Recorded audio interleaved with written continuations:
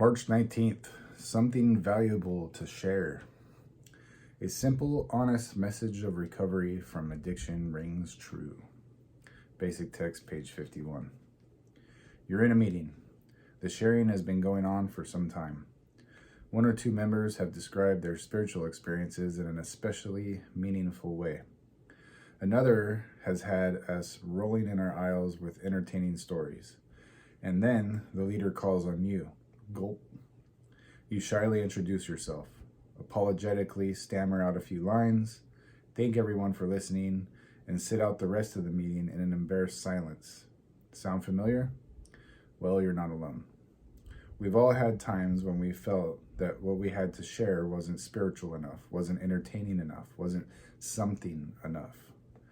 But sharing is not a competitive sport. The meat of our meetings is identification and experience, something all of us have in abundance. When we share from our hearts the truth of our experience, other addicts feel that they can trust us because they know we're just like them. When we simply share what's been effective in our lives, we can be sure that our message will be helpful to others.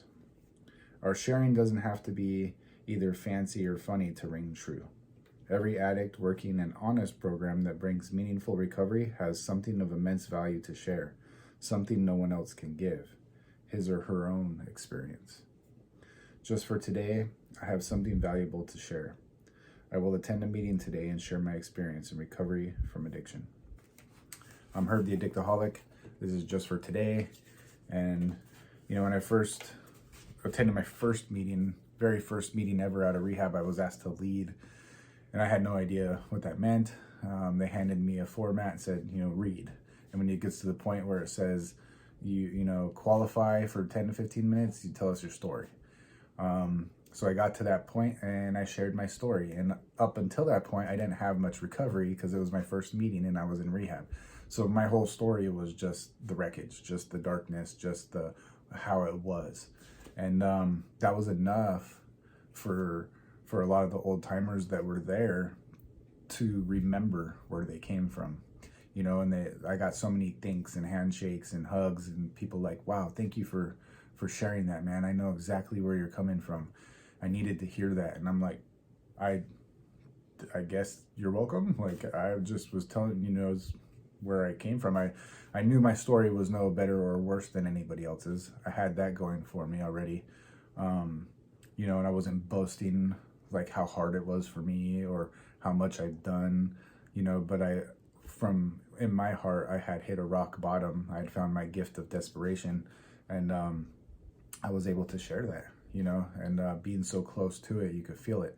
Well, as time goes by, and I get used to sharing my story, and I learn to change it up because I don't want the same people to hear the same story.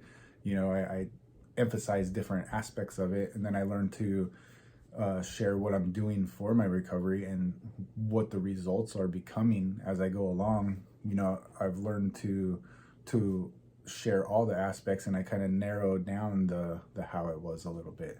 But either way, when I keep true to who I am and what my story is, instead of trying to create the perfect funny anecdotes,